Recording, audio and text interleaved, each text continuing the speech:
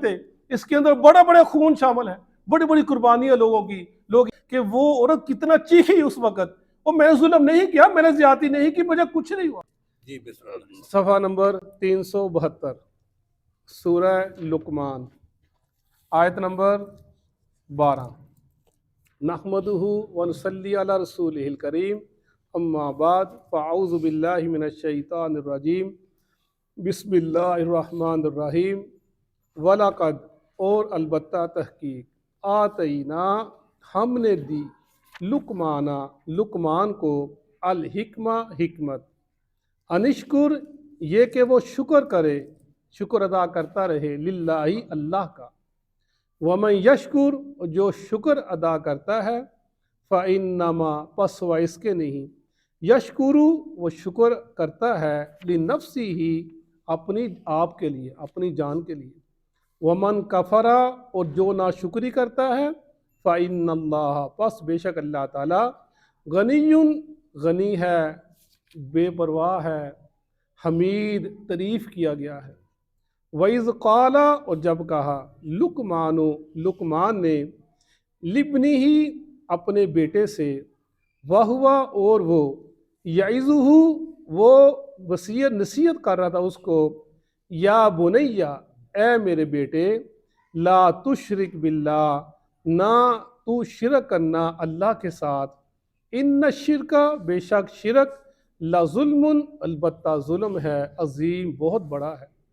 وَوَصَّيْنَا الْإِنسان اور ہم نے وصیت کی انسان کو، بِوَالِدَيْهِ اپنے والدین کے ساتھ اچھا سلوک کرنے کی، حملتہ اٹھایا اس کو، امہ اس کی ماں نے، وہنن کمزوری، علی وہنن اوپر کمزوری کے، وفصالہ اور اس کا دودھ چھڑانا، فی عامینی 2 سال میں، انشکلی یہ کہ تم شکر کرو، شکر ادا کرو میرا، ولی والدیک اور اپنے والدین کا، الی المصیر اور میری طرف ہی تمہارا لوٹنا ہوگا۔ وَإِن جَاهَدَاكَ اور اگر وہ دونوں، اگر وہ کوشش کریں، علی اوپر اس چیز کے، ان تشرکا کہ تو شرک کرے، بھی میرے ساتھ، ما لیسا جو نہیں ہے، لکا تیرے لیے، بھی علم ساتھ اس کے کوئی علم، فلا تطیعہما پس نہ تم ان دونوں کی بات ماننا، اطاعت کرنا، وصاحبہما اور ان دونوں کے ساتھ رہنا، فی الدنیا دنیا میں، معروفہ اچھے طریقے سے، واتبع اور اتباع کرنا، پیچھے چلنا، پیروی کرنا، سبیلا راستے کی، من اناب الیہ جو رجوع کرتا ہے میری طرف، ثم پھر الیہ میری طرف ہی، مرجعکم تمہارا لوٹنا ہوگا، فانبئکم پھر میں خبر دوں گا تم کو، بما ساتھ کنتم جو تھے تم، تعملون عمل کرتے، صدق اللہ العظیم۔ سورہ لقمان، لقمان ان کے نام پہ ہی صورت ہے۔ جیسے ایک دفعہ میں نے یاد بتلایا تھا کہ بعض باتیں ایسی ہوتی ہیں جو ہمیشہ جس کے تو امر کر جاتی ہے، وہ ان کی تازگی، ان کا ایک بڑا پن اس بات کا، اس کا جو وزن ہوتا ہے وہ رہتی دنیا تک قائم رہ جاتا ہے، وہ بندہ بات کر جاتا ہے لیکن وہ بات ہمیشہ یاد رکھی جاتی ہے، اس کی مثالیں دی جاتی ہیں، اور بعض وہ باتیں اتنی اچھی ہوتی ہیں خاندان کے اندر، ہمارے بڑے بزرگ، ہمارے ابا اجداد، دادا دادی، نانا نانی، بعض باتیں ایسی کر جاتے ہیں ہمیں مرتے دم تو یاد رہی ہے، میری نانی نے ایسے کہا تھا واقعی ایسے ہوا، میری دادی نے ایسے کہا تھا واقعی ایسے ہوا، اور یہ لوگ انہوں نے ایسی بات کی کہ اللہ کو اتنی پسند ہے، اللہ نے قرآن بنا دیا، کتنے نیک لوگ تھے، کیسی بات کی، لقمان نے بات کی۔ لقمان داؤد علیہ السلام کے غالباً زمانے میں ان کا یہ معاملہ ہے جب یہ آئے، اور ان کے بارے کے اندر آتا ہے کہ سعید بن مسیب کے پاس ایک غلام آیا، حبشی آیا، وہ کالا تھا، اس نے آ کر ان سے کوئی مسئلہ پوچھا تو کچھ شرما رہا تھا، جھجک رہا تھا، وہ کالا تھا رنگ کا، تو مسئلہ پوچھا، اور مسئلہ پوچھنے کا انداز کوئی گھبراہٹ تھی، جیسے بندہ اپنے آپ کو کچھ نیچا سمجھتا ہے، تو وہ کہنے لگے سید مسیب ان سے، اس کالے حبشی سے، کہ تو گھبراتا کیوں ہے، کیوں پریشان ہوتا ہے، تجھے پتہ ہے کہ دنیا کے اندر 3 آدمی ایسے گزرے ہیں، اس جیسا دنیا میں کوئی انسان نہیں تھا۔ اس نے کون سے؟ کہا ایک بلال حبشی رضی اللہ عنہ، اور ایک حضرت عمر فاروق کا غلام، اس کا نام پر موجو نام تھا وہ، اور تیسرا ہمیں لقمان اپنے وقت کے۔ یہ 3 لوگ ایسے گزرے ہیں جن کے ان کے پائے کا شخص کوئی تھا، جو اللہ کو بڑے محبوب تھے، اللہ کو بڑے پسند تھے۔ یہ وہ لوگ تھے جن کا ذکر کیا گیا۔ اور اسی طرح حضرت لقمان رحمۃ اللہ علیہ، ان کے بارے کے اندر اور بہت سی روایات آتی ہیں کہ یہ اپنے ایک محفل میں درس و تدریس کر رہے تھے، حکمت کی باتیں بتلا رہے تھے، تو کسی نے ان سے ایک آدمی آ گیا، اس نے کہا تو وہی لقمان ہے جو ہم دونوں مل کر بکرے چرایا کرتے تھے؟ کہنے لگا ہاں میں وہی لقمان ہوں۔ کہنے لگا بھی تیرے پاس اتنی حکمت کی باتیں کیسے آ گئی؟ تو اتنی دنائی کی باتیں کر رہا ہے، کیسے آ گئی تمہارے پاس؟ کیسے بن گیا؟ وہ کہنے لگے تو بھی بن سکتا ہے، اس میں کوئی اتنی بڑی بات نہیں ہے، اس لیے کچھ کرنا پڑتا ہے۔ کیا کرنا پڑتا ہے؟ کہنے لگا اس کے لیے جو میں نے کیا ہے، میں نے ہمیشہ راست بازی کو اختیار کیا، سچائی کو اختیار کیا، میں نے ہمیشہ امانت کو اس کی حفاظت کی ہے، میں نے ہمیشہ اپنی نظروں کو نیچا رکھا ہے، میں نے ہمیشہ گناہ کے کاموں سے بچا ہوں۔ یعنی یہ چیزیں بتا، میں نے ہمیشہ مہمان نوازی کی ہے، یہ چیزیں میں نے ہمیشہ اپنا جو معاملوں کو اچھا رکھا ہے۔ یہ فرمایا یہ چیزیں ان کو اپناؤ گے تو تم بھی حکمت کا، اللہ تمہیں حکمت کے مقام پر فائز کر دے گا۔ یعنی یہ جو مقام ہے لقمان کا، اور ان کی اپنے وقت کے اندر جو مشرکین مکہ تھے، ان کے پاس ان کے صحیفے ہوتے ہیں، صحیفہ لقمان، حکیمانہ لقمان، یعنی ایسی بات اور صحیفے ہوتے تھے جن کے اندر ان کی باتیں ہوتی تھیں، وہ خود پڑھتے تھے اور لوگوں کو سناتے تھے۔ ایک وقت تھا، ایک حکیم لقمان ہوا کرتا تھا، وہ اپنے بچوں کو اس کے قصے سنایا کرتے تھے۔ تو اللہ فرما رہے ہیں، اور مشرکین مکہ کہا کرتے تھے کہ دیکھو محمد کیا کہتا ہے، ہر چیز کو کہتا ہے شرک ہے، یہ بھی شرک ہے، یہ بھی شرک ہے، یہ بھی اللہ سے بھی ناراض ہوتا ہے، تم کیا کرتے ہو، ہمارے ابا اجداد کو برا کہتا ہے۔ اور ہمارے ابا اجداد نے کبھی کوئی ایسی بات کہی ہے؟ کبھی کسی نے کہا جو محمد کہتا ہے صلی اللہ علیہ وسلم؟ کبھی کسی نے کہا ہی نہیں ہے۔ اور یہ کہتا ہے بتوں کی نہ وسیلے نہ بناؤ، یہ نہ کرو، یہ نہ کرو، یہ ایسے کہتا رہتا ہے۔ وہ ایسی باتیں کرتے تو اللہ تعالیٰ نے قرآن پاک میں یہ آیات اتار دی، اور تم اپنے بڑوں کی کتابیں پڑھو تو دیکھو سے انہوں نے کیا کہا تھا۔ تم لقمان کا نام لیتے ہو کہ لقمان کی حکمت کا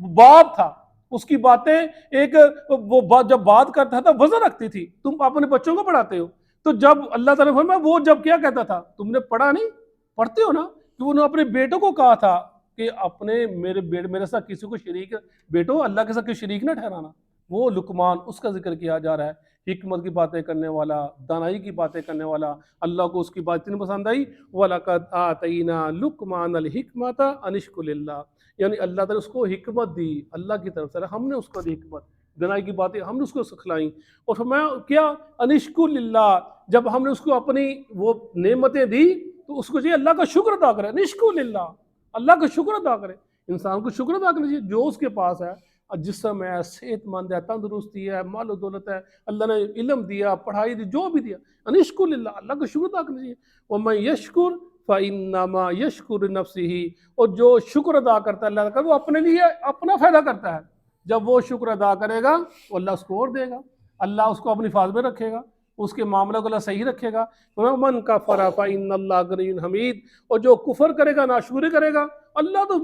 اس سے لاپرواہ ہے، وہ اللہ کو اس کی پرواہ ہی نہیں۔ حمید بہت تعریف کیا گیا، کوئی اس کو مانے یا نہ مانے اس کی بات سے میں کیا فرق پڑتا ہے، اس کو کوئی فرق پڑتا ہی نہیں ہے۔ فرمایا وہ حمید، وہ تعریف کیا گیا، کوئی تعریف نہیں بھی کرتا اس کو کوئی فرق نہیں پڑتا، ہر چیز اس کی تعریف میں لگی ہوئی ہے۔ وَإِذْ قَالَ لُقْمَانُ لِابْنِهِ وَهُوَ يَعِظُهُ يَا بُنَيَّ لَا تُشْرِكْ بِاللَّهِ،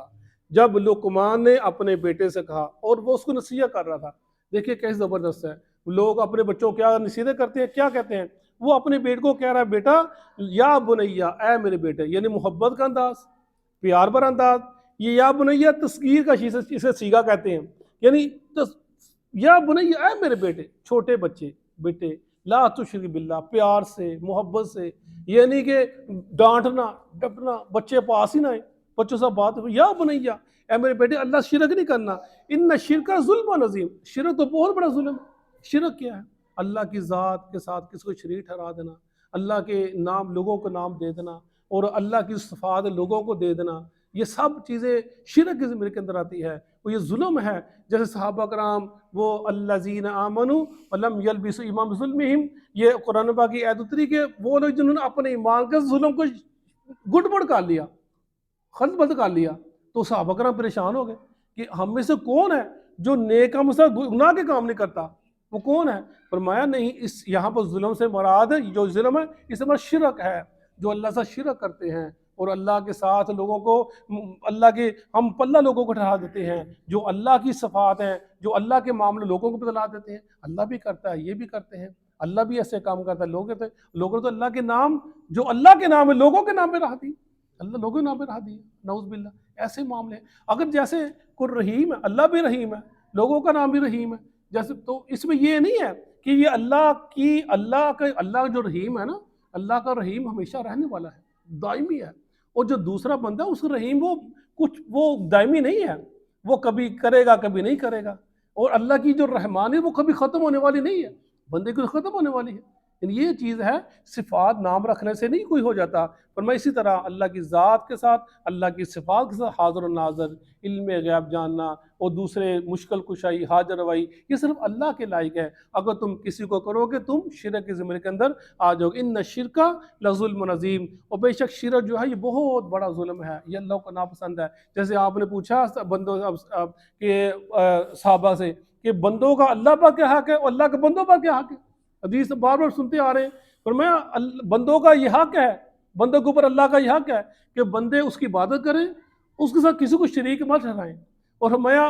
اللہ پر کیا حق ہے بندوں کا کہ اگر بندے اس کا شرک نہ کریں تو اللہ ان کو عذاب نہ دے، یہ اللہ کا حق ہے۔ یہ چیزیں ہیں، تم اللہ کی عبادت کرو، اللہ کو کیا اللہ تمہیں آگے مزہ چکھا نہیں، اور رحمت مزہ چکھلائے گا۔ وَوَصَّيْنَا الْإِنسَانَ بِوَالِدَيْهِ، اور وصیت کی ہم نے انسان کو اپنے والدین کے بارے کے اندر، ان کے ساتھ اس طرح سلوک کرنا ہے، محبت کا انداز بڑا پیارا اللہ نے وصیت کی، جہاں پر اللہ نے اپنا ذکر کیا ساتھ والدین کا ذکر بھی کہیں نہ لازمی کیا، اپنے والدین سے احسان کرنا ہے۔ حملتہ امہ، اٹھایا اس کی ماں نے۔ ماں ایک لفظ ہے، اس کے اندر پوری دنیا سمٹ جاتی ہے، محبت آ جاتے ہے، پیار آ جاتا ہے، اور انتہا درجے کی ایک رحمت آ جاتی ہے، اور انسان جیسے کسی کے گوش میں چلا جاتا ہے، جیسے کہ کوئی ماں ایسا لفظ ہے، اس کے اندر کتنی چاشنی ہے، اس کے اندر کتنی، یہ انسان جیسے میں نے بتایا تھا، میری دادی ماں 100 سال کی فوت ہوئی ہے، لیکن مرتے وقت جب فوت ہونے لگی، کچھ 2-4 ہفتے پہلے کی بات ہے، میں گیا تو ذرا درد، ہائے میری ماں، وہ مجھے کہتی تھی میں نے اپنی ماں کو نہیں دیکھا، ماں پیدا ہوتی یعنی جب تھوڑی بہت ماں فوت ہو گئی تھی، باپ بھی فوت ہو گیا، وہ تعاون کی بیماری انڈیا میں آئی تو فوت ہو گئے تھے، لیکن جب اخیر عمر کے جب ہائے میری ماں، یعنی ماں کی بات، جیسے میں بتا رہا ایک دفعہ کہ یہ مصوری کی جب سال کے اندر ایک ہوتا ہے وہ مقابلہ ہوتا ہے کہ سب سے اچھی تصویر کس کی ہے، تو وہ اس سے پچھلے پیسے انعام دیا انہوں نے کہ ایک ہرن ہے، اس کا بچہ ہے، اور ہرن جو ہے نا اس کا بچے کو شیر نے پکڑنے کی کوشش کی، وہ ہرن نے آگے اگر اپنا منہ شیر کے منہ میں دے دیا، اپنی گردن شیر کے منہ میں دے دی، اور بچہ بھاگتا چلا جا رہا ہے، اور ہرن اس کو دیکھ رہی ہے اور خوش ہو رہی ہے کہ میرا بچہ بچ کے نکل گیا، اپنی گردن اس نے شیر کے منہ میں دے دی۔ یعنی وہ لکھ رہے ہیں کہ یہ ماں کی ممتا ہے کہ وہ اپنے بچے کو دیکھ خود اپنا قربان کر دیا۔ امہ، یہ قربانی ہوتی ہے، اس کی ماں نے اس کو اٹھایا، امہ وہن علی وہن، کمزوری کے اوپر کمزوری، یعنی جب اتنا یہ مرحلہ گزرتا ہے، پتہ کیا اللہ کی کیسے وہ معاملے ہوتے ہیں، ایک بڑی مشکل سے مرحلے ہوتے ہیں، ایک زندگی آتی ہے اور ایک زندگی بچتی ہے، سارے معاملے کے ساتھ ساتھ چلتے ہیں۔ وَفِصَالُهُ فِي عَامَيْنِ، اور دودھ چھڑانا 2 سال کے اندر، یعنی دودھ پلانے کی مدت 2 سال ہے۔ اس کے اندر 2 معاملے ہیں، امام ابو حنیفہ جب وَالْوَالِدَاتُ يُرْضِعْنَ أَوْلَادَهُنَّ حَوْلَيْنِ كَامِلَيْنِ، کہ تم اپنے بچوں کو 2 سال دودھ پلاؤ۔ یہ آگے تھا حملہ وفصالہ 3 شہرا، اس کے اندر حمل کی اور دودھ چھڑانے کی مدت 30 مہینے لکھی گئی ہے، 30 مہینے ہے۔ تو محدثین نے اور مفسرین نے اس کے اندر کیا کیا ہے، انہوں نے کہا دودھ پلانے کی مدت وہ 2 سال ہی ہے، لیکن حمل کی مدت 6 ماہ بھی ہو سکتی ہے، یعنی دودھ بڑھانے کی مدت نہیں بڑھانا، یہ بندہ اس کو 2 سے 2.25 سال کر دے، یہ نہیں ہے، مدت 2 سال ہی ہے، لیکن جو حمل کی وہ 6 سال میں بچہ پیدا ہو سکتا ہے، اور 6 ماہ میں بچہ پیدا ہو سکتا ہے، اور جو دودھ ہے وہ 2 سال ہی پڑانا ہے، اس سے پلانا ہے، اس سے کم میں دودھ چھڑایا جا سکتا ہے، کوئی مجبوری بن گئی ہے ہو سکتا ہے، تو یعنی اس سے زیادہ اوپر نہیں جانا۔ لیکن امام ابو حنیفہ وہ ان کی واحد یہ امام ہے جو لکھتے ہیں کہ 2.5 سال تک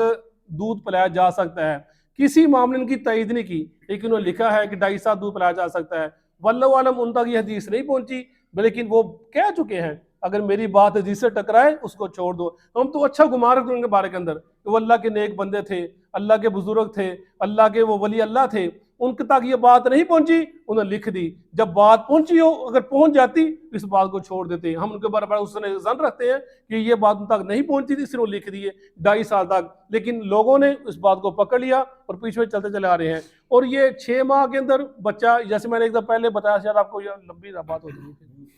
وہ حضرت عثمان غنی کے دور کے اندر ایک عورت کو لایا گیا کہ وہ جس نے وہ اس آدمی نے دعویٰ در کر دیا کہ 6 ماہ میں اس میری بیوی نے بچے کو جنا ہے، گویا اس نے